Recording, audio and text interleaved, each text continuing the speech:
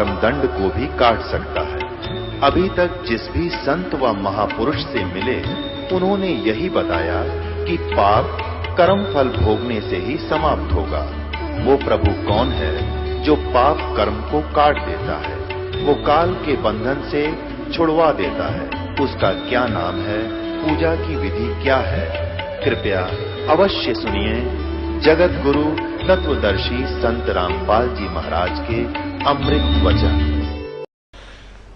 तो परमात्मा के तत्व ज्ञान से अपरिचित और केवल एक ही हल्दी की गांठ पर पंसारी, वैज्ञानिक तो एक हल्दी की गांठ पर पंसारी बन बैठे हैं, लेकिन पंसारी की दुकान में बहुत सामान होता है और तभी वो दुकान चलती है।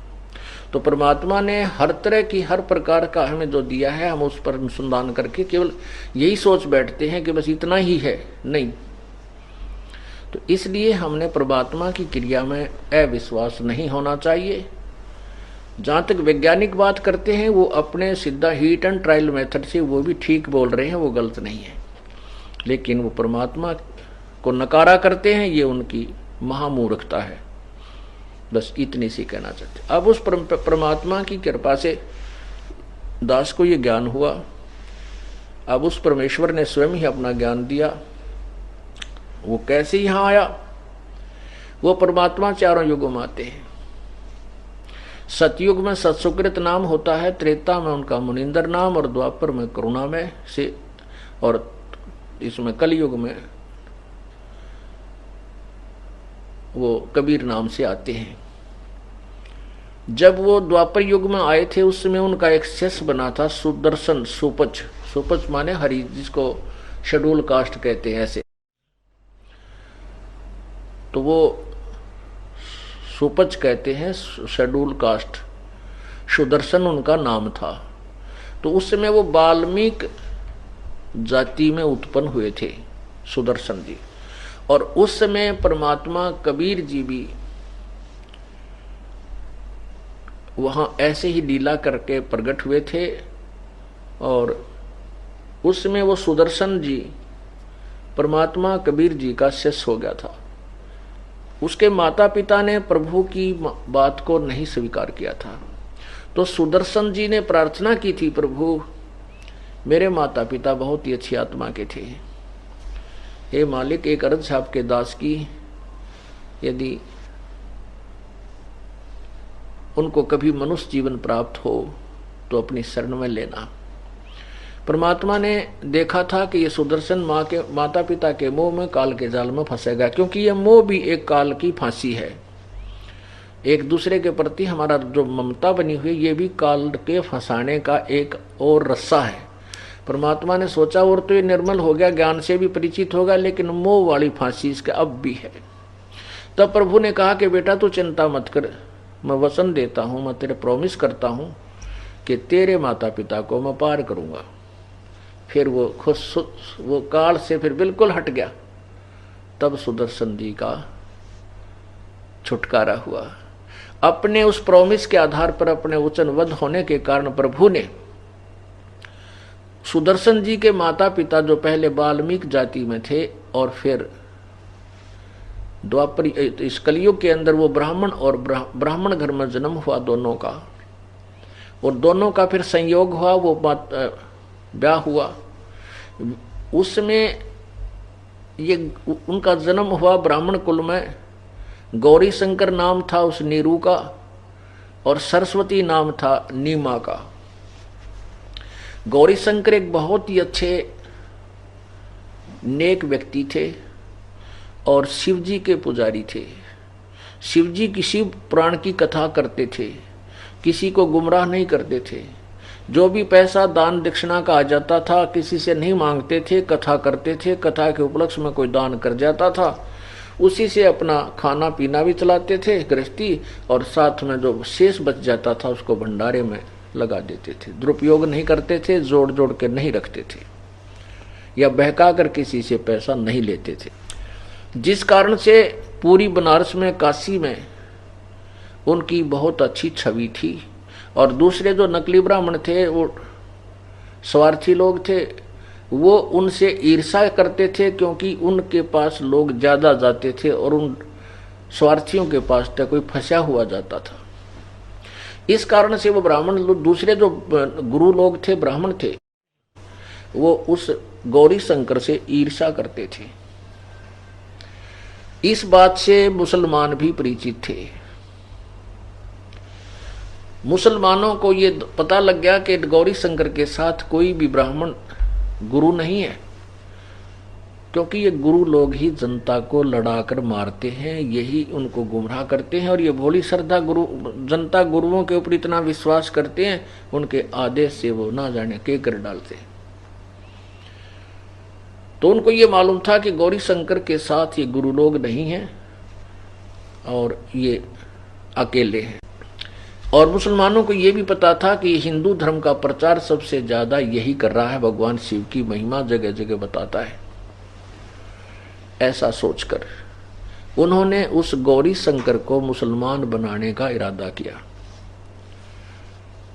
उसके घर पे अपना पानी छिड़क दिया, उसके वस्त्रों पर छिड़क दिया, उसके मुंह में डाल दिया दोनुआ के, और आवाज लगा दी कि भाई ये गौरी शंकर मुसलमान बन गए हैं। उधर से वो गुरु जो नकली ब्राह्मण थे उनको पता चला, वो आए, वहां पर देखा कि ये तो मुसलमान उनके घरों पर पानी छिड़क चुके हैं। तो उन्होंने डंडोरा पिटवा दिया कि गौरी शंकर का हुक्का पानी जो है ना भाईचारा बंद, वो मुसलमान बन गया है, उससे कोई बात नहीं करे, उसको गंगा में स्नान करना बंद। तो इस तरह की सारी प्रतिबंध ला दिए। अब मुसलमानों ने उसका नाम नीरू अली रख दिया, नूर अली, तो उसको नीरू कहने लगे, नूर अली। और सरस्वती का नाम नीमा रख दिया।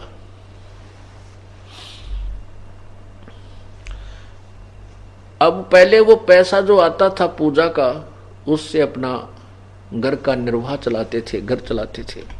अब वो पैसा आना बंद हो गया, क्योंकि अब वो हिंदू शास्त्रों को छू नहीं सकता, ऐसी प्रतिबंध लगा दी। तो उन्होंने सोचा कि क्या काम करें, कपड़ा बुनने का कार्य शुरू कर दिया, जिस कारण से वो जुलाहे, अब जैसा कर्म कोई करेगा तो उसी नाम से वो जो है ना प्रसिद्ध हो जाता है, तो उसको जुलाहा कहने लगे। वो जुलाहे नाम से प्रसिद्ध हो गया और उसको ने वहां से भी अपनी वह झोपड़ी छोड़कर जुलाहों की कॉलोनी में वहां जाकर आश्रय लिया। वहां एक थोड़ी सी जगह घेर कर वहां अपना कोई मकान, थोड़ी सी झोपड़ी डाल ली। अब उनकी बहुत आयु हो गई थी, 50-55 वर्ष के वो हो चुके थे। तब तक उनका कोई संतान नहीं हुई। अब परमात्मा चाहते तो उनको संतान भी दे सकते थे, लेकिन उनको संतान क्यों नहीं दी? क्योंकि परमात्मा को मालूम है, एक लेवा एक देवा दूतम, कोई किसे का पिता न पूतम, ऋण संबंध जुड़ा एक ठाठा, अंत में सब 12 बाटा। कि जिस पुण्यात्मा का पिछला कोई लेन देन शेष नहीं है, तो वो पुण्यात्मा है, उसको कोई संतान नहीं है, वो बड़ी भाग्यवान आत्मा है संत मते के अनुसार। और संसारिक और काल की प्रेरणा के अनुसार संसार उसको सबसे घटिया और बदकिस्मत मानता है। तो संत मार्ग इसलिए समाज से कति विपरीत है, और इसीलिए इसमें आपसी संघर्ष भी रहता है। अब ये पुत्र पुत्रियों का हमारे साथ क्या संबंध है? एक कथा सुनाते हैं। एक ग्राम में 2 भाई थे। बड़ा भाई 18 वर्ष का और छोटा भाई था जो 11-12 वर्ष का। बड़े का विवाह हो चुका था, छोटा अनमैरिड था। उनके जमीन बहुत थी, जायदाद बहुत थी, संपत्ति अच्छी थी, 30-40 एकड़ जमीन थी। एक दिन बड़े भाई और उसकी पत्नी के मन में क्या हुआ कि वो छोटा भाई बीमार हो गया। बुखार आ गया, महीने 1.5 महीने 20 दिन वो बुखार ठीक ना होया, मोती जारा निकल आया, वो सूख के चारपाई पे पड़ा सा दिखे थोड़ा सा। वैसे मरने की हालत में नहीं था, कमजोर बहुत हो गया था। माता पिता थे नहीं, मृत्यु को प्राप्त हो चुके थे। तो उस भाई और उसकी पत्नी के मन में क्या दोष आ गया कि ये हमारे पैसे खर्च करवा रहा है, बीमार हो गया और ये मर जाता बढ़िया है, इसको मरवा दिया जाए। अब बीमारी का ही बहाना हो रहा है, लोग ने सोचेंगे बीमार था और सारी संपत्ति अपने को मिल जाए। कहते हैं लालच नीच नकीब है इन फौजा माही। दोनों की एक सलाह होगी।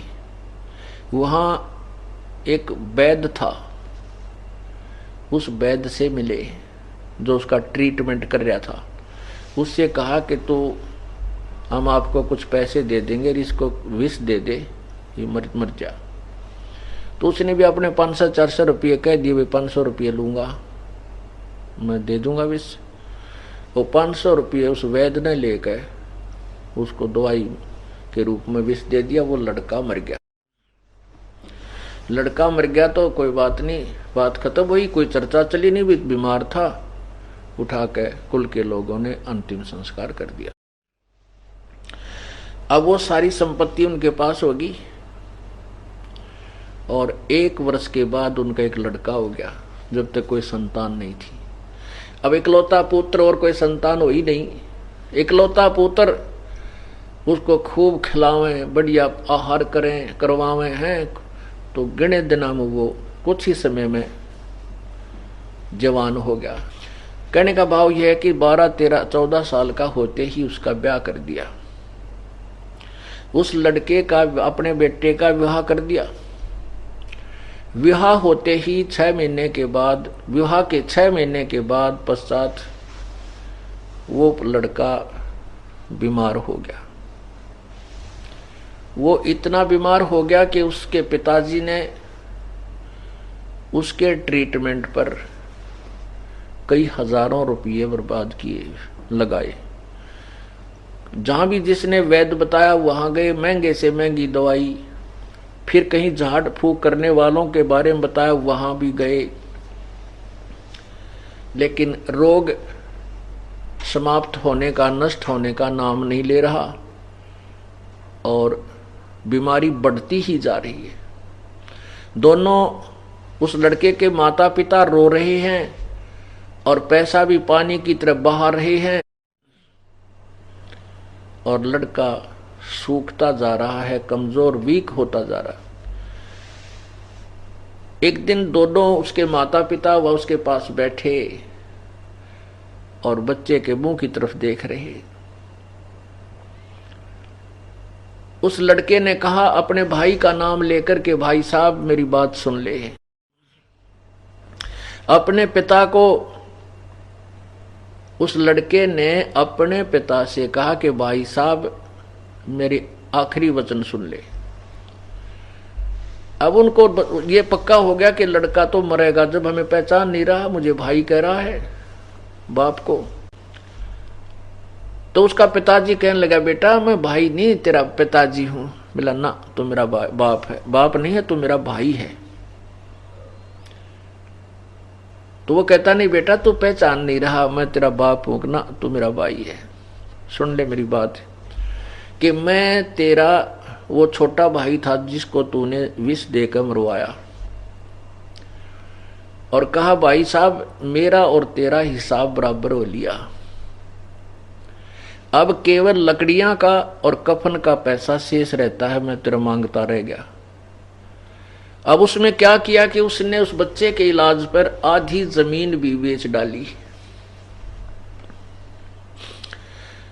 जो उस लड़के का भाई का हिस्सा था वो खत्म हो चुका था, इतनी जमीन वो बेच कर उस पर ला चुका था। तब उसने सारी कहानी बताई कि मैं तेरा वो छोटे वाला भाई हूं और तेरा पुत्र बनकर आया हूं अपना हिसाब कराने के लिए। तूने मेरी संपत्ति हड़पी थी। और अब मैंने अपना हिसाब बराबर हो लिया तेरा मेरा, अब मैं चलता हूं। और कफन तैयार कर ले, लाकड़ियां की पैसे जो तेरे रह रहे हैं वो कर ले इकट्ठी। तब उसको बड़ी चिंता हुई, भाई उसके भाई को यानी पिता को। कहने लगा, भाई साहब एक बात और सुन ले, मेरी एक शंका का समाधान कर दे। ठीक है, हमने जो दुष्ट कर्म किया हमारा आगागी के जिसका बेटा मर जाए संसार में कुछ नहीं रहता, ऐसे काल की प्रेरणा का एक नियम है। भाई ठीक है, हमने तो जिसा कराया भाई हमने भोग लिया, हमनी संतान मरेंगे, बोल कोई संतान होती नहीं। मैं 14-15 वर्ष हो गए तेरे बाद कोई संतान हमारा नहीं हुई, और हम तो मेरा तो कुल नष्ट भी हो गया, हमें तो सजा ठीक मिल गई कि हमने तेरे साथ विश्वासघात किया था। पर एक बात का जवाब दे दे, ये जो तेरी पत्नी है इसने के पाप कर दिया भी, जिंदा जलाई जाएगी, क्योंकि उस समय सती प्रथा थी कि अब तू मरेगा और इसको चिता में फूका जाएगा तेरे साथ में, इसका के दोष है। तब उसने कहा कि वो वैद्य कहाँ है जिसने मुझे विष दिया था। उस लड़के ने पूछा कि वो वैद्य कहाँ है। उन्होंने बताया कि आपके 1-2 वर्ष के बाद वो मर गया था। तो उन्होंने कहा कि ये वही वैद्य है जो मेरी पत्नी रूप में है, ये अपनी करनी का फल पाएगा और चिता के अंदर मेरे साथ जलेगा। पुण्यात्माओं, ये सत्य कथाएं हैं। परमात्मा यही बताना चाहते हैं कि एक बेटा बीमार हो जाता है और लाखों रुपये बर्बाद करके मृत्यु को प्राप्त हो जाता, उसका हमने कभी किसी जन्म में खा रखा था, उसको ले रखा था, वो बराबर कर चला। एक लेवा एक देवा दूतम, कोई किसे का पिता न पूतम, ऋण संबंध जुड़ा एक ठाठा, अंत में सब बारा बाटा। पुण्यात्मा ये घबराना नहीं कि ये पुत्र हो गए फिर तो हमारे ये लड़ यार आगे, बेटी होगी ये भी लेना आगे, कोई बात नहीं, ये तो है, इसमें कोई डाउट नहीं। लेकिन अब हम परमात्मा की पावर से जुड़ गए, इनका लेन देन वो भगवान आसानी से करवाओगा। और इन बच्चों को भी राम नाम मिल गया, आपको भी मिल गया। ये परमात्मा आपके सूली को सूल में कांटे में टालने लग जाएगा, क्योंकि आप परमात्मा की पावर से कनेक्टेड हो गए। जैसे एक तो हम हाथ से सानी काटा करते, पशुओं का जो चारा था एक चक्कर वाला गंडासा होया करे, अब भी है वो से, सबके तो मोटरें नहीं लगी हैं, तो फिर वो हाथ से ऐसे काटा करते हैं। और एक जना उसमें वो गहरे लाया करता चारा काटने के लिए, उसके प्रणाल से में 1-2 जने लग कर, कितने कठिन काम था। और फिर ये अब बिजली का कनेक्शन मिल गया, बटन दाब देते हैं और उठा कर वो चारा उसके डाल लगाते रहते, cut cut cut cut cut 1 घंटे के अंदर ढेर लगा देता है। यानी कितना आसान हो गया वो काम। पहले चाकी पीसा करते 1 घंटे तो मंडी रहती बुढ़िया, और कितना 2 किलो नहीं पिस के देता, और अब बटन दाब देते हैं बिजली की पावर से, कोई आटा 1 घंटे में ढेर सारा पीस कर रख देती है। तो ऐसे ही आपको परमात्मा की शक्ति यानी बिजली का कनेक्शन मिल गया। आप ये चिंतित ना होना, अब तो ये तो है, इसमें कोई शक नहीं, बेटा और बेटी हमारे पिछले संस्कार से जुड़े हैं, ये नो डाउट। अब हमने परमात्मा की शक्ति का सहयोग मिल गया है, ये आसानी से निमट जावांगे। हम हमें दुख ना होगा, कष्ट नहीं होगा। कैसे होगा? एक समय एक नगर के बाहर एक आश्रम बना हुआ था,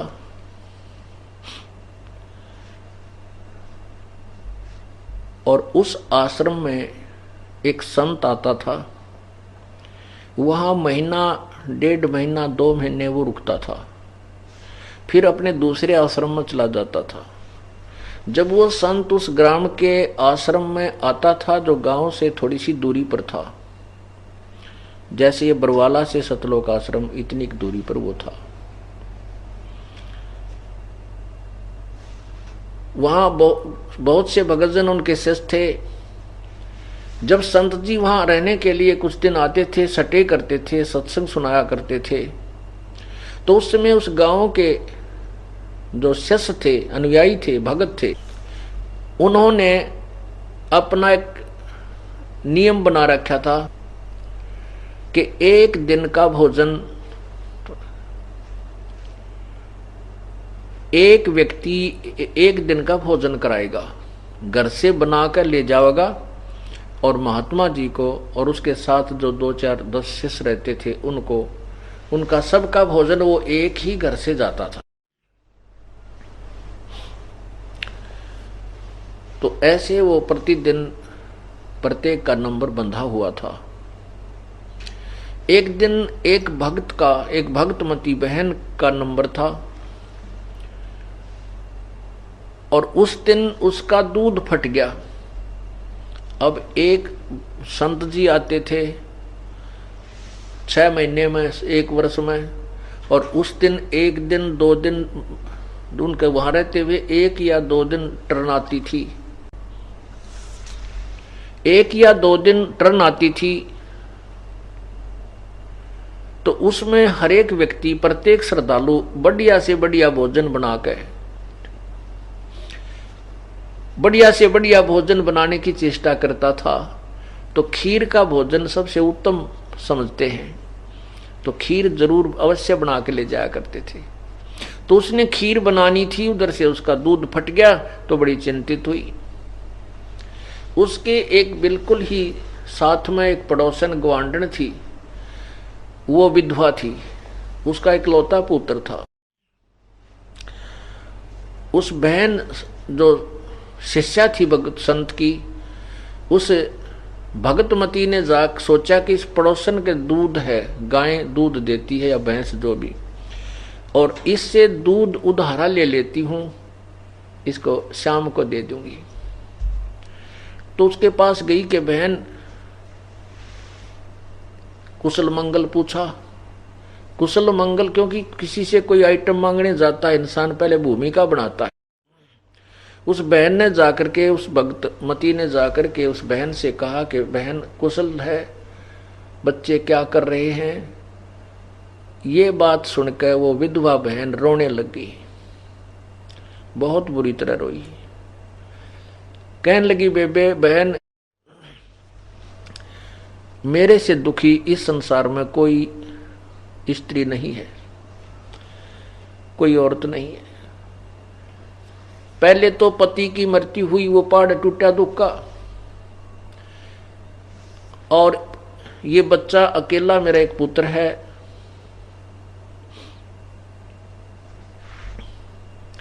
तो मैंने ये सोचा था कि बच्चा भगवान ने एक बालक दे रखा है, इसको पाल पोस कर बड़ा कर दूंगी।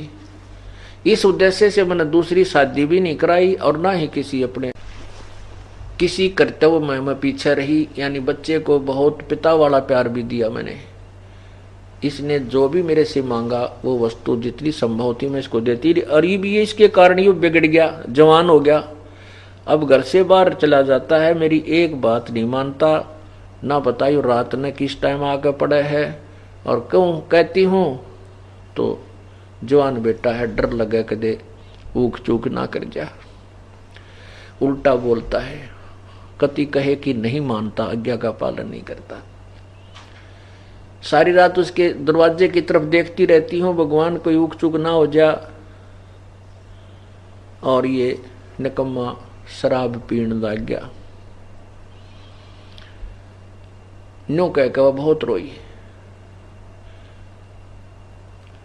उस सत्संग में जाने वाली बहन ने कहा कि बहन तू एक बात मान मेरी, हमारे साथ सत्संग में चला कर, यूं तो तू रो रो कर मर लेगी, यहाँ सारा दिन यह बात तेरे मन में घूमती रहती है, आप मेरे साथ सत्संग में चला कर।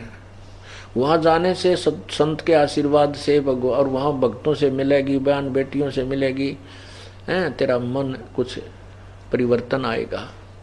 तो वो लड़की कहती है कि वो जो लड़की विधवा थी वो कहने लगी, बहन मैं नहीं जा सकती तुम्हारे साथ, क्योंकि तुम्हारे सिर पे धनी है, तुम्हारे पति जीवित हैं, तुम्हें दुनिया कुछ नहीं कहेगी, और मेरे पति है नहीं, और मैं आगे सत्संग में जाने लगी क्योंकि तुम रात्रि में भी जाते हो, तो जनता ना बने के जाने के मुंह बनावेगी, मेरा तो जीना आराम कर देंगी। तब उस बहन ने काफी समझाई कि वे देख, मीराबाई थी, मीराबाई का पति मर गया था, फिर भी वो मंदिर में जाने से, अपनी पूजा से और मंदिर में जाने से रोकी नहीं। और यदि मीराबाई समाज ने देख के भक्ति ना करती तो आज ना जाने की कुतिया बनी फिर वो समाज से संघर्ष करके परमात्मा के मार्ग पर लगी रही, तो परमात्मा ने उसका सहयोग दिया। इसी प्रकार जो भक्त ईश्वर के मार्ग पर संघर्ष करता है उसके साथ भगवान रहेगा, अगर सच्चे दिल तो उसकी तरफ है, उसको बाधा नहीं आने देगा। ठीक है, थोड़ा बहुत संघर्ष जरूर हो जाता है। और कहा, बहन अगर तेरे घर में कोई उकचूक होगी, तेरे बेटे की उकचूक होगी, ये समाज कुछ नहीं देगा तुझे। अगर तू अपने बच्चे की भी रक्षा चाहती है, तेरे यहाँ रोने धोने से कुछ नहीं होगा, संत शरण में चल। और प्रभु की कृपा से कहते हैं, संत शरण में आने से आई टले बला, और जय मस्तक में सूड़ी होगा काटे में टल जा। तब तो वाने बोली, ना बेबे मेरे बस की बात नहीं, मैं नहीं कर सकती, तेरा शुक्रिया करती हूँ आपका जो मुझे शिक्षा दे रही है, बाकी मैं नहीं जा सकती। उस बहन ने कहा, बहन मैं तेरे पास एक काम आई थी। तो वो बेटी जो विधवा थी वो कहने लगी, बोल बेबे बहन क्या काम है, मैं क्या काम आ सकूं हूँ। कि आज ऐसे ऐसे मैंने गुरुदेव का भंडारा देना था और मेरा दूध फट गया, मुझे दूध उधारा दे दे, तेरा सवेरे दे दूंगी जितना ले जाऊंगी। अब उस बहन ने दूध निकाल के और खुट्टी का टांग रखा था पूरा का पूरा। उस लड़की ने आप देखा ना ताब देखा, न्यू का न्यू उठा कर वो दूध बाल्टी का सारा उसके पात्र में डाल दिया जो वो लेकर गई थी। तो वो बहन जो सत्संग में जाती थी उसने कहा कि बहन कुछ तो रख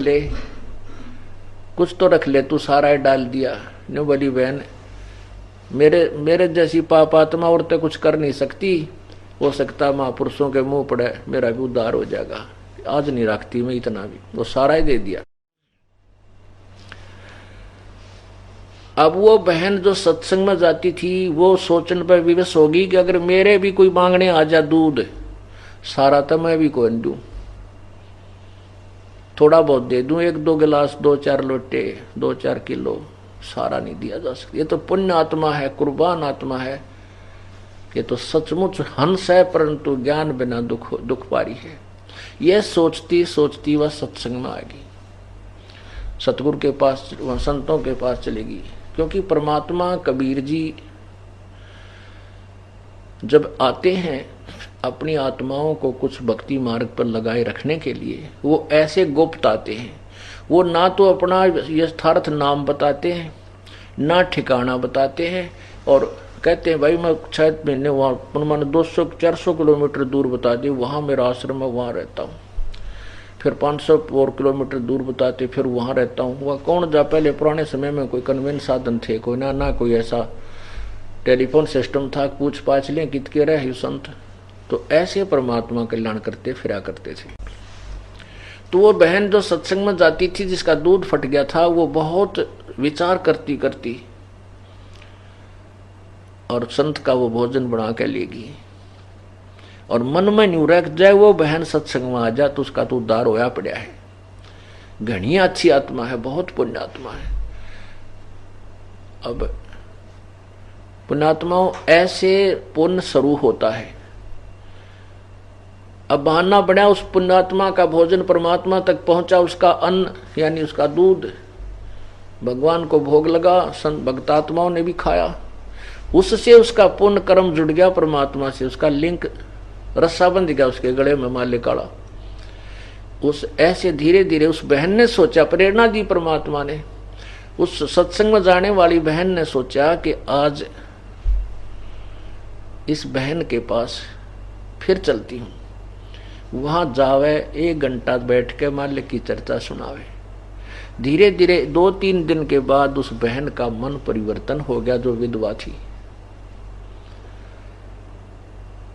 तो उसने एक दिन स्वीकृति देती, बहन मुझे भी ले चल एक दिन सत्संग में। तो वो बहन उसको लेकर के सत्संग में गई, परमात्मा के वचन सुने, उसने तो नाम ले लिया, उपदेश ले लिया। अब उपदेश ले लिया तो फिर उसने कहा कि बहन एक दिन मैं भी भंडारा करना चाहती हूं, गुरुदेव का भोजन देना चाहती हूं, मेरा भी नंबर लगवा दे। अब वो नंबर उनके सबके फिक्स हो रहे थे और कोई देने को तैयार नहीं अपना नंबर। ना भाई मैं मुश्किल से 2 महीने में नंबर आया है और मैं नहीं दे सकती, हम नहीं दे सकते, हम भोजन करावांगे। तो उधर से उस बहन का दोबारा जब टर्न आई, वो कहने लगी बहन डट जा 2-4 दिन, अब के मेरा जो टर्न आएगा उसमें से एक समय का भोजन तू करवा देना। उन आत्माओं वो दिन आया, उस बहन ने उस विधवा बहन को कहा कि आज शाम का भोजन तू बना ले बहन, आप ले आना। तो उसने बड़ी खुशी मनाई और फुल्ली नहीं समावे, सारे चूल्हे लिपे, नहा धोकर स्वच्छ कपड़े पहनकर संत का भोजन तैयार किया, खीर बनाई, 2-3 प्रकार की सब्जी बनाई। अब क्या हुआ, उसका इतना तेज बुखार हो गया कि उसकी हिम्मत नहीं रही 10 कदम भी चालन की लड़की। अब वो लड़की अपनी बदकिस्मत को, दुर्भाग्य को कोस रही है, हे भगवान मैं कितनी दुष्ट आत्मा हूं, हाथ पैर जोड़ के तो मैंने टर्न ली भगवान के भंडारे की, और आज यदि मैं ये भंडारा नहीं लेकर गई, वहां संत का भोजन नहीं पहुंचा सकी, तो आगे मुझे कोई भी अपनी ये टर्न नहीं मिलेगी, मुझे सौभाग्य नहीं प्राप्त होगा भविष्य में संत के भोजन कराने का। क्योंकि सत्संगी भाई बहन कहेंगे कि तो बेबे हम भी गुरुजी भूखे रख दिए तने हैं और समय पर भोजन नहीं पहुंचा सकी, आगे तुझे टर्न नहीं मिलेगी। वो आप पर सोच रही है कैसा होगा, और कति हिम्मत नहीं, 10 कदम नहीं चल सकती, इतना तेज बुखार हो गया। और उसको ये मालूम था कि मेरा बेटा, पहली बात तो वो आवे को ना 12 बजे तो पहले, और आ गया तो वो क्या नहीं मानता। अब क्या होता है, अब क्या होता है कि उधर वो लड़का क्या था, वो चोरी करा करता, कि रोजाना माँ कहां से दे उसको शराब पीने के पैसे, वो चोरी करने लग गया, वो एक गिरोह में मिलकर। तो उसके साथियों ने, चोरों ने स्कीम बनाई कि भी आज रात ने राजा के महल में चोरी करांगे, और राजा की रानियां के ना 9-9 लाख के हार है भाई, एक हार हाथ लग गया ना, ओहो बस मौज माच जाएगी, कोठी बनावांगे, न्यू कर लेंगे, शादी करावांगे। वो शेख चिल्ली वाले उन्होंने अपने खूब पुल बांधे।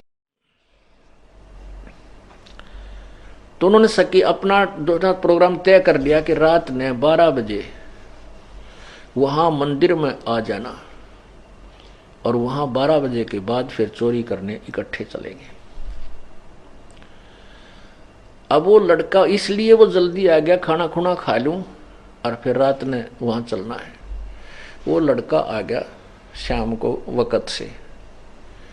उसकी माँ ने कहा बेटा एक काम कर, आज तो मेरा सारी कहानी बताई कि मैंने ऐसे ऐसे गुरुजी के भोजन का आज नंबर ले रखा है और आज मेरा बुखार हो गया बेटा देख। उस लड़के ने हाथ पकड़ कर देखा, माँ का बुखार बहुत तेज। कहा माता जी, माँ आपका तो बहुत तेज बुखार है, सचमुच आप तो आग की तवे की तरह गर्म हो, आप विश्राम कर लो। उसकी माता जी ने कहा ठीक से बेटा मैं विश्राम कर लूंगी, पर तू एक मेरा काम कर दे। आज मैंने गुरुदेव का भंडारे यानी भोजन के लिए समय मांग रखा है, यह भोजन तैयार कर दिया। पुत्र मैं जा नहीं सकती, मेरा चला नहीं जाता, आप ये भोजन उस आश्रम में दिया पहुंचा दो।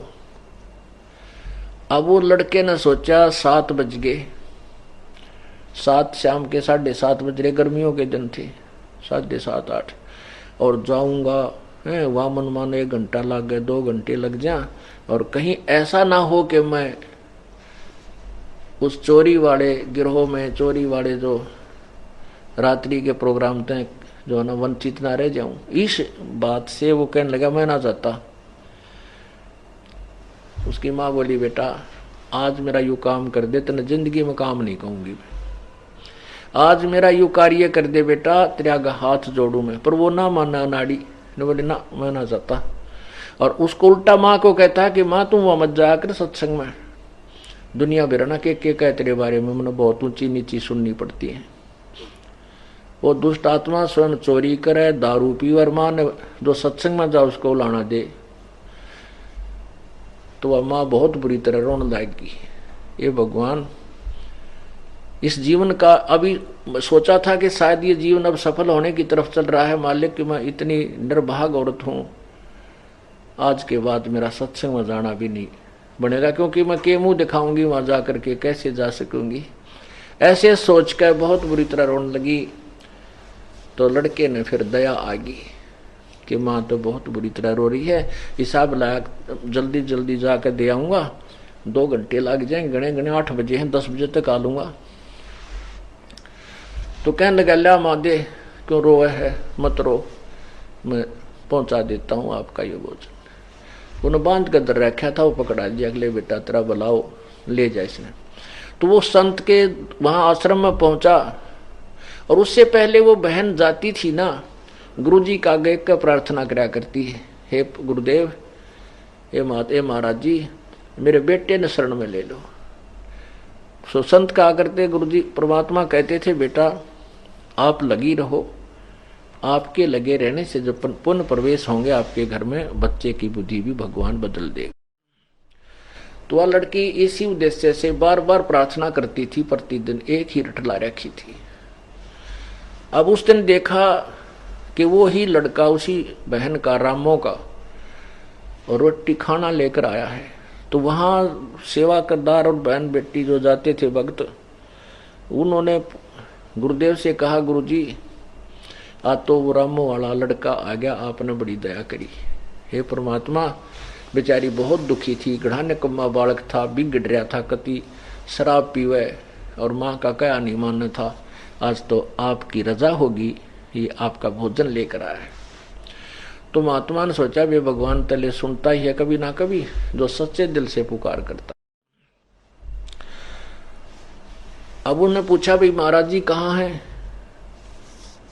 वो भगत कहने लगे भाई बैठ जा, स्नान करने गए हुए हैं, अब स्नान करके आवेंगे फिर भोजन करेंगे। अब संत जी स्नान करके आए, आसन पर बैठ गए जहाँ भोजन करते थे। तो वो लड़का भी बोला ले महाराज जी भोजन खा ले।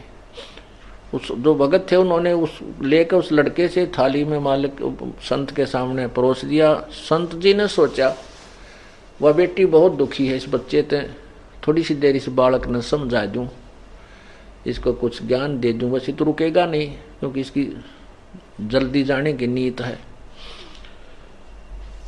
तो संत जी भोजन आगे रखा हुआ है और उसको उपदेश देने लगते हैं, बेटा माता पिता की आज्ञा का पालन करना चाहिए, और ऐसी माँ नहीं मिलेगी जो बच्चे को भगत बनावे।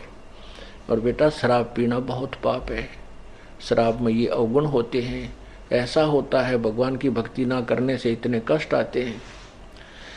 वो लड़का कहता बाबा जी रोटी खा ले जल्दी, मैं तेरा प्रवचन सुनना आया, मैं तो मेरी माँ दुखी हो रही थी इसलिए तेरा ये टिकड़े लेकर आया हूँ, खा ले जल्दी, मेरे बर्तन दे और जाऊं। वो इतना अनाड़ी था। तो वो संत जी मन मन में सोचते हैं भाई वाली बेटी ठीक करो, वही तो कति दुष्ट आत्मा है, इसका तो 1% भी ना शर्म ना लिहाज, बड़े छोटे की भी कोई ना।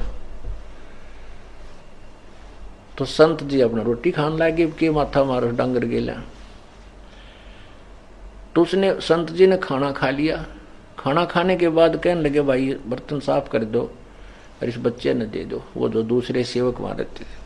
वो लड़का बोला, उसने सोची ये आध घंटा धोआ दाई करेंगे, न्यू बोला ला मेरे न्यू के न्यू पकड़ा, मनवार हो से देर होती है। वो यूं के यूं उठा के जूठे साचे बर्तन बांध कर बस स्पीड चल पड़ा। क्यों, उसने तो रात के 12 बजे दिखे थे, वह रानिया के हार दिखे थे नालायक ने। तो वो बहुत जल्दी जल्दी चला आ रहा था। रास्ते में उसके पैर में कांटा लग गया, अच्छी लंबी बबूल की का कांटा, यानी वो सूल चल गई पैर के अंदर, घुस गई, पूरी टूट गई अंदर। अब इतना दरपीड़ा होने लगी उसके कि एक पैर से वो लंग करने लग गया, और धीरे धीरे पैर टेकता हुआ एक पैर का एक हिस्सा लंग करने वाले पैर का किता किता टेक के वो चल रहा है। जब वो माँ अपने घर पर पहुंचा तो वो बर्तन जाकर पटक्का मारे और माँ को खरी खोटी सुनाने लगा। वो नालायक कहने लगा कि आज गया था तेरे सत्संग में, बनाया कर दी बात, गुरुजी ऐसे कर देते हैं, भगवान के दरबार में जानते न्यों हो जाए, ठीक हो जाए, फलान हो जाए, ये सब बकवाद है। और आज मेरे पैर में कांटा लग गया, वहां गया था, आज पाछा मुंह भी ना करूं तेरे सत्संग का ना, चाहे भूखा मरो तेरा गुरुजी हैं, आज मेरा पैर में कांटा लग गया, मेरा चला भी ना जाता। तो वह माई ने सोचा, ये भगवान देख किसे दुर्भाग्य मेरा, हे परमात्मा इसका यू कांटा भी आज लगना था, ईसा ने को माहना मन जान देना आप जाओ आज के बाद। देखिया के हुई मेरी माड़ी किस्मत ने, अपनी किस्मत ने रो रही है कि भगवान यू के बनी, हे परमात्मा इसका यू कांटा लग गया, यू तो घना निकम्मा बालक से। तो उसने फिर उठी बेचारी ने, पहले जैसा भी देसी ट्रीटमेंट घर में हुआ करता, तेल पानी का फोआ सा बना कर उसका बांध दिया कि बेटा सवेरे कांटा निकलवा दूंगी। अब दोनों माँ बेटा वो जा नहीं सका चोरी करने के लिए कि उस पर चला जाना, भाग्या जाना, वो नहीं जा सका और सारी रात इधर उधर बकवाद करता रहा, माँ ने खड़ी खोटी सुनाता रहा, क्यों उसको तो वो माया दिखा थी चोरी वाली। उधर से उसके साथियों ने 12-1 बजे तक इंतजार करी, वो तो नहीं आया, चलो हम चलते चोरी कर। वो चोरी करने चले गए, राजा के महल में घुसने की चेष्टा करने लगे, तो वहां सिपाहियों ने उनको पकड़ लिया, अरेस्ट कर लिया और सुबह राजा के दरबार में पेश किया। मंत्रियों ने कहा कि राजन ये इतने खूंखार व्यक्ति हैं, इतने खूंखार डाकू हैं, चोर हैं, जब राजा के महल में चोरी करने का डेयर कर सकते हैं, हौसला कर सकते हैं, जनसाधारण को ये नहीं बख्शेंगे, इनको कठिन से कठिन सजा दी जाए। राजा ने आदेश दे दिया कि आज शाम को 4 बजे इनको सूली तोड़ दो। पहले सूली कैसे तोड़ते थे कि एक लंबा सा ताकू तार, एक सरिया सा होता था एक सूत का, और उसको ऊपर से बहुत पैना नुकीला भाले की तरह कर देते थे और एक लकड़ की चकली के ऊपर रख देते थे, उसको फिक्स कर देते थे, और उस चकली के ऊपर एक और गोल गोल सा चक्कर लकड़ का, उसके ऊपर व्यक्ति को बांध देते थे, ना तो उठ कर बाज ले, उसके ऊपर बांध देते थे, ऊपर वाले फट्टे पे बैठा देते थे चक्री, गोल गोल चक्री पे, और नीचे वाले में एक भल्ला कम से कम 3 फुट का वो लोहे का नीचे वाले पर होता था, और उसको फिर ऊपर से छोड़ देते थे। तो वो चक्र पर बंधा हुआ एक सुराख होता था, वो सुराख नीचे आकर के में से उस भाला पार कर करके जो उसके ऊपर बांध रखा था वो व्यक्ति, उसके शरीर के नीचे से आर पार धीरे धीरे वो, क्योंकि वजन में वो नीचे आता और भाला वो जो सूली तोड़ा जाता था, वो जो सक्रिय सा था वो भाला उसके अंदर से आर पार और शरीर में से सिर के मां से निकल जाता था ऊपर, और वो काफी देर चिल्ला चिल्ला कर बहुत देर में मरता था। ऐसे सजा दी जाती थी, सूली तोड़ा जाता था। इसको सूली की सजा कहा करते। उससे पहले उन्होंने क्या किया कि इसको, इन सभी को पूरे नगर में घुमा दो, इनका काला मुंह करो, और आगे एक ढोल बजाने वाला चलता था। वो एक किस्म का ढोल ऐसा होता था, उससे नागरिक समझ जाते थे कि आज किसी को सजा दी जाएगी, और उनको उस ढोल वाले के पीछे पीछे सैनिक लेकर चलते थे जिसको सजा देनी होती थी। तो वो गांव नगर में एक चारों तरफ गली गलियों में घुमाते थे। तो उन 4-5 जो उनके साथी थे उस लड़के के, उनको सजा दे देगी, 4 बजे सूली तोड़ा जाएगा और अब इनको सब ग्राम में घुमा लो। तो सुबह सुबह 8-9 बजे 10 बजे सी उनको पूरे नगर में का गुमान लग रहे, वो ढोल बाजता हुआ चल रहा है। तो उस समय सभी ग्रामीण अपने अपने घरों से बाहर निकल कर देखा करते आज किसको क्या सजा मिलेगी, कौन है जिसको आज सूली की सजा मिलेगी। तो उसकी मां ने सुबेरा उस लड़का जो उन चोरों का साथी था, उस विधवा बहन का पुत्र था जिसको कांटा लग गया था, तो मां ने सुबेरे उठकर वो कांटा निकाल दिया। उसके बाद जब वो ढोल बजता हुआ आया, दोनों मां बेटा घर से बाहर निकलकर गली में खड़े हो गए। जब वो गली में से निकले उसके साथी उस लड़के ने पहचान लिए। वो पुलिस वाले उनका डंडे मारे और कहें आवाज लगाओ। वो क्या कहते, हम चोर हैं। क्या बोल रहे हैं, हम चोर हैं, हम चोरी करते हैं, हम पापी हैं। आज रात्रि में हम राजा के चोरी करने गए थे, उसके प्रतिफल में आज 4 बजे सूली तोड़ा जाएगा। कोई सुनता हो तो कोई भी चोरी ना करियो, कोई पाप ना करियो। नो करते हुए जा रहे हैं और पुलिस वाले उनका डंडे मारते हुए चल रहे। जब उस लड़के ने देखा कि तो मेरे वाले साथी हैं और वो आगे को चले गए, वो तो कहते कहते अब मां अपने अंदर आकर काम लागी। अब वो लड़का बहुत सतब्ध रह गया। वो तेरा गजब हो, आज तो तू भी सूली टूट जाता, आज तेरी मृत्यु थी। यदि तू ये तेरा कांटा ना लगता तो आज तेरी भी मृत्यु थी। अब पुण्यात्माओं, जब तक मृत्यु ना दिखती ना, इतने ये इंसान बकवास बहुत करे, और जब मौत दिखाई दे इसका कति पसीने छूट जाते हैं, कोई भी चाहे राष्ट्रपति क्यों ना हो। तो उसने सोचा, उस समय इसको सारी बात याद आई, तो अंदर आके अपनी मां से बोला, मां रोने लग गया बुरी तरह। क्या हो गया बेटा? अपनी मां के सीने से चिपट गया और रोए। उसकी मां बोली, बेटा क्यों रोए है? अब तक कांटा भी निकलवा दिया तेरा, क्या पीड़ा है मेरे चांद बताइए। ने बोला, मां बुलाओ तेरे गुरुजी का और बुलाओ तेरे सत्संग का, उसका भोजन लेकर गया तेरे संत का। और मुझे अगर कल कांटा ना लगता, ये मां तेरा बेटा नहीं था, तेरा बेटा आज सूली टूट जाता। हे मां, तू किसके सहारे रहती? मतलब उस समय इतनी मार्मिक बातें कह रहा हुआ, मां भी रोने लगी। अग बेटा, मेरा बेटा क्यों सूली टूटे? सूली टूटने वो चोर जो चोरी करते हैं, मेरा बेटा चोर थोड़ा ही है। उन्होंने बोला, मां हाँ तेरा बेटा चोर भी हो गया था, मां मैं इनके साथ जाना था और इसी कारण से मैं आपके संत की रोटी नहीं देने जाऊं था, कहीं मैं पीछे ना रह जाऊं। और जय कल मेरा सूली या सूल ना लगती, कांटा नहीं लगता, मां तेरा बेटा नहीं था। तब वो मां ने करी, नकम्मे चल शराब तो तू पिया करता, अरे दुष्ट तो चोरी भी करने लग गया था। हाँ मां कति गिर गया था मैं, और कान पकड़ता हूं दोनों, आज के बाद कोई बुराई नहीं करूंगा और अपनी मां के साथ सत्संग में जाया करूंगा। बोलो सतगुरुदेव। तो परमात्मा कहते हैं, बंदी छोड़ अपनी महिमा। बताते हैं कि संत शरण में आने से आई टले बला, और जय मस्तक में सूड़ी होगा कांटे में टल जा। तो पुण्यात्माओं, नीरू नीमा का कोई संतान नहीं थी और परमात्मा उन्हें संतान नहीं देना चाहते थे कि ये समस्या और बढ़ जाएगी। नहीं तो उनको क्या देर लगे संतान देने में, वो तो ढेर ला दे, हाथ जुड़वा दे, इतनी संतान दे दे।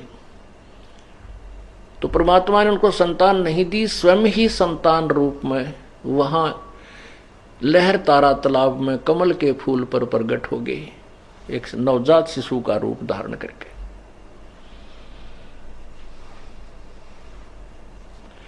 उधर से नीरू नीमा जो थे उनको गंगा में स्नान करना बंद करा दिया था हिंदू ब्राह्मणों ने कि ये मुसलमान हो गए। उधर जो लहर तारा जो तालाब था वो गंगा के जल से, गंगा की पटड़ी जैसे पशु पानी पूनी पीने जाते थे, वो कटा हुआ घाट बन जाता था, वो पटड़ी कट जाती थी। उस पर से जब तेज अच्छी वर्षा के दिनों में खूब बरके चलती थी गंगा, तो ऊपर के उछल उछल के वो एक सरोवर का रूप धारण कर लेता था। वो तालाब भर जाता था। उसको लहर तारा तालाब बोलते थे, जो लहरों के द्वारा उछल उछल के पानी भर जाता था, और तारा उस स्थान का नाम था। लहर तारा तालाब का नाम प्रसिद्ध था, हो गया। तो नीरू नीमा भले ही मुसलमान बना दिए गए थे, 5 वक्त वो जैसे भी ऐसे करते थे, तो वो भगवान शिव को नहीं भूल पाए थे, क्योंकि उन कई वर्षों से भगवान शिव की साधना में वो लीन थे। तो वो क्या करते थे कि सुबह उठकर स्नान करने के लिए उस लहर तारा तालाब में जाते थे, जहां गंगा का जल ही निर्मल जल वहां एकत्रित होता था। प्रतिदिन की तरह वो उस दिन भी, किस दिन, ज्येष्ठ सुदी पूर्णमासी, ज्येष्ठ मास की पूर्णमासी और संवत 1455 सन 1398 वो वहां वो जा रहे थे स्नान करने के लिए सुबह सुबह ब्रह्म मुहूर्त में। ब्रह्म मुहूर्त का अर्थ होता है सूर्य अस्त होने से, सूर्य उदय होने से 1.5 घंटा पूर्व का समय ब्रह्म मुहूर्त कहलाता है। तो सुबह उठकर स्नान करने के लिए प्रस्थान किया, और उनकी झोंपड़ी से लहर तारा तालाब लगभग 4 किलोमीटर की दूरी पर था।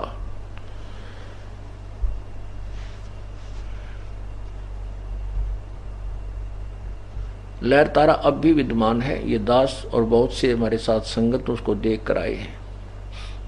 वहां पर आश्रम भी बना रखे हैं कबीरपंथी संतों ने। वहां यादगार भी बना रखी है भगवान की कि यहां पर ऐसे ऐसे प्रकट हुए थे। तो रास्ते में नीमा, नीरू की पत्नी, अपने रो रही है। एक प्रेरणा है उसके मन में, कते करे करावे साइया मन में लहर उठा, दादू सिर जीव का वो आप बगल हो जा। तो नीमा के मन में प्रेरणा हुई, रोन लगी चलती चलती, ऐसे उमंग सी उठी और अपने शिवजी भगवान से कहती है, ए भगवान शिवजी, ए भोलेनाथ, अपनी बेटी को एक लाल दे दो। आपके घर में क्या बच्चों की कमी है? आप तो जो चाहो सो कर सकते हो, आप समर्थ हो, देवों के देव हो, महादेव हो। ऐसे कहकर वह बहुत फूट फूट कर रो रही थी। अब नीरू ने कहा कि नीमा, हमारी भाग्य में संतान नहीं है, अगर होती तो भगवान पहले ही दे देते, और तू रोवा मत, संतान हमारे भाग्य में है नहीं, और रो रो के तेरी आंखें खराब हो जाएंगी, हमारा कोई उंगली पकड़ने वाला भी नहीं है, तो मत रोया करे। ऐसे बातें करते कराते वो लहर तारा तालाब पर पहुंच गए। उससे पहले क्या किया कि एक रामानंद जी महापुरुष, ऋषि महर्षि रामानंद जी ब्राह्मण, उस काशी के अंदर बहुत प्रसिद्ध हो गए थे। उन्होंने अपने अलग से एक संस्था तैयार की थी, और वो कहते थे कि मैं वेदों और गीता के अनुसार साधना बताता हूं और साधना मत करो। ऐसे उसने एक बहुत बड़ी संस्था, यानी बहुत बड़े चेले बना रखे थे जो प्रचार किया करते ऋषि। एक उन्हीं में से 1400 ऋषि शिष्य बना रखे थे जो प्रचार किया करते थे रामानंद जी की थ्योरी का, सिद्धांत का। वेदों और गीता और पुराणों को वो सत्य मानते थे। एक अष्टानंद नाम के ऋषि थे जो उनके शिष्य थे रामानंद जी के। वो प्रतिदिन उसी लहर तारा तालाब पर उस स्वच्छ जल में स्नान करके उस एकांत स्थान पर कुछ देर वो साधना किया करते थे। प्रतिदिन की तरह वो भी उस दिन वहां गए हुए थे। कौन? अष्टानंद। अष्टानंद जी ने स्नान किया। स्नान करके अपना एक आसन बिछाकर चद्दर सी घास के ऊपर, जेठ का महीना, ज्येष्ठ मास, सुबह सुबह बहुत सुहानी सी लहर, और तालाब के पास तो एक विशेष ठंडक सी होती है, वहां बैठ करके वो अपनी साधना करने लगा। जब वो साधना करने के लिए आंखें कभी खोल रहा था कभी बंद कर रहा था, इतने में क्या देखा कि आकाश से एक प्रकाश का गोला आया। अब जो उसने देखा उस प्रकाश की तरफ तो उसकी आंखें बंद हो गई, इतना तेज प्रकाश था। किसकी? अष्टानंद की।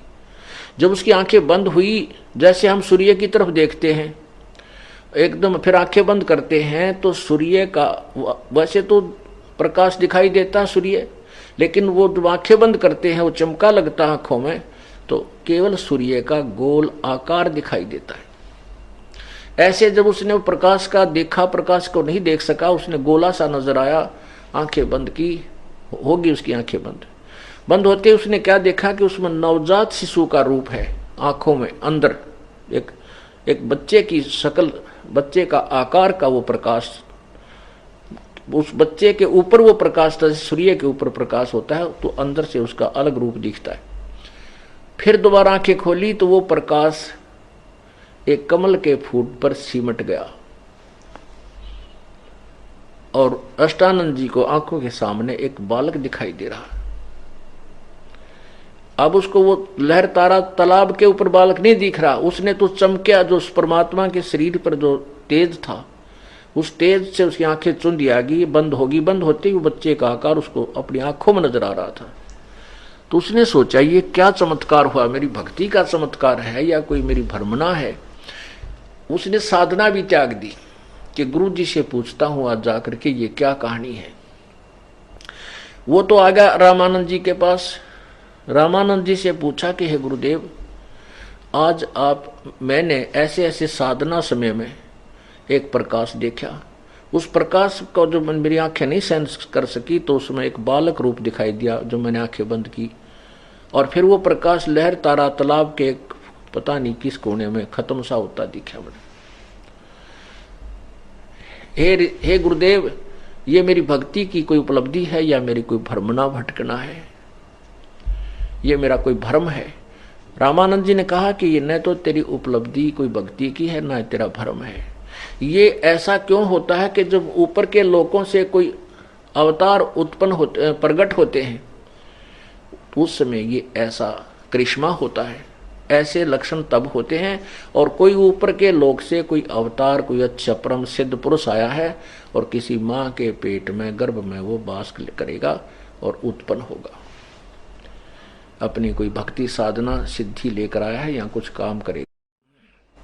अब इन ऋषियों को इतना ही ज्ञान था कि माँ के बिना कोई भी उत्पन्न नहीं हो सकता, लेकिन परमात्मा सभी माँओं के बहन बेटियों को भी उत्पन्न करने वाला, सबका मालिक, सबका पिता, वो किसी माँ से जन्म नहीं लेता। कबीर भगवान, बाकी सभी देवी देवता जितने वो माँ से उत्पन्न हुए हैं तकरीबन।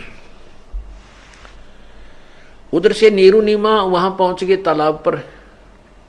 पहले नीरू ने स्नान किया, नीमा ने स्नान किया। स्नान करके वो बाहर आई। नीरू स्नान करने के लिए तालाब में प्रवेश कर गया। नीमा ने फिर थोड़ी देर के बाद क्या हुआ कि अपना जो कपड़ा शरीर पर लपेट कर वो स्नान किया था उसको धोने के लिए वो पुनः जब उस तालाब के सरोवर के किनारे पर गई, तब तक ये रोशनी भी सूर्य की कुछ होने लगी थी, यानी प्रकाश सा होने लग गया था। और सुबह का प्रकाश शीघ्र हो जाता है।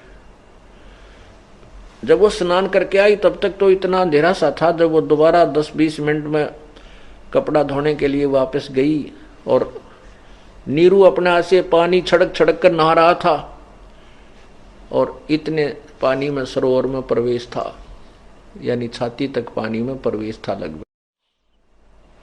और ऐसे स्नान कर रहा था, डूबकी गोते लगा कर ऊपर आ रहा था। अब नीमा उस कपड़े को धोने के लिए पुनर्किनारे पर पहुंची तो सामने क्या देखा कि परमात्मा ने नवजात शिशु रूप बना रखा था। एक पैर के अंगूठे को मुख में देकर चूस रहे थे और दूसरे को ऐसे हिला रहे थे पैर को। अब नीमा ने वो हिलता हुआ पैर देखा तो जाना कि कोई सर्प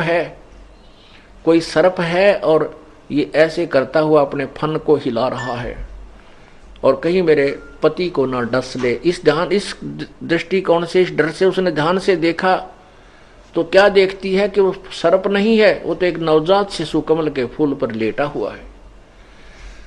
अब नीमा ने जोर जोर से कहा कि देखियो जी, देखना भगत जी, सामने कमल के फूल पर बच्चा है, उसको उठाइयो, बालक को उठाना, बालक को डूबेगा। अब नीरू ने सोचा या नीमा तो कति बावड़ी होगी बच्चे के मुंह में।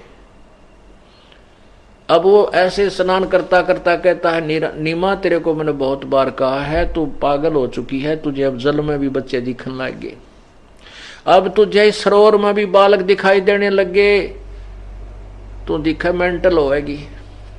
वो कहती है नहीं जी मैं सच कहती हूँ, देखो देख वो सामने बच्चा डूब गया। अब उसने सोचा भी इसकी आवाज में बहुत कसक है, देखते लो या कहाँ बच्चा बता रही है।